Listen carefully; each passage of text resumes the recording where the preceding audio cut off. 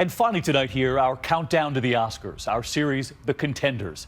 First up, the man who helped define Batman for a generation, returning as Birdman, a character far more human, playing an actor, a father struggling as he grows older. And tonight, the gift from his own son, the words he overheard. Could you have imagined sort of the amount of attention this movie's getting? This is hardly what Michael Keaton expected. Batman re-emerging as Birdman. You are a god.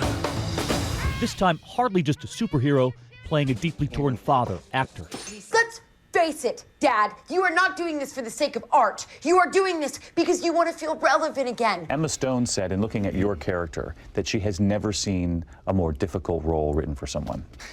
Wow, yeah, that could be true. It is about an aging movie star, but people can relate to this movie in all walks of life. Yeah, people on the street, when they stop you or you're in a coffee shop and they want to come up and they want to talk about in specifics about the movie and certain scenes. It's barely about an actor, really. People have asked, are there parallels in this character to your real life? And you have said this was the role with the least connection. Well, I don't relate to the personality type. He says he doesn't relate to the deep insecurities of Birdman, partly because he was taught at home growing up in rural Pennsylvania, you have to be tough to survive. You were one of 7, so you got to be pretty darn scrappy to survive, right? To be heard, to be celebrated. Right, and where I come from, if you ever said, I think I want to be an actor growing up, I probably would have just been beaten up. I don't know why. If you got too big for your britches, as they say, they quickly showed you how big your britches actually were. Did we go to the same high school? In this movie, the actors struggle, staying a superhero forever. Not the same in real life. He was burdened by the whole Birdman thing. I wasn't burdened by Batman at all. I was grateful to have the gig, you know. It was kind of great. I got to be Batman.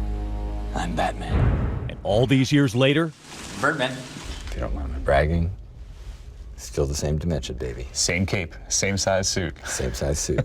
25 years later. 25 years. That's impressive. already having won the Golden Globe, he shared the moment with his best friend. You say, my best friend is kind, intelligent, funny, talented, considerate, thoughtful. Did I say kind? He also happens to be my son, Sean. A very human moment about a father talking about his son. Yeah. I thought I overheard him telling one of his buddies once that I was his best friend earlier on, and I didn't want to say anything. I walked in the next room and wept. Those words from his son, a gift. And he says, so was this role. I don't know whether to call you Batman or Birdman. I'll just call Michael. All right. Great spending time with him earlier today. And the Oscars, Sunday, February 22nd, right here on ABC. I'm David Muir. I hope to see you right back here tomorrow night. In the meantime, have a good evening. Good night.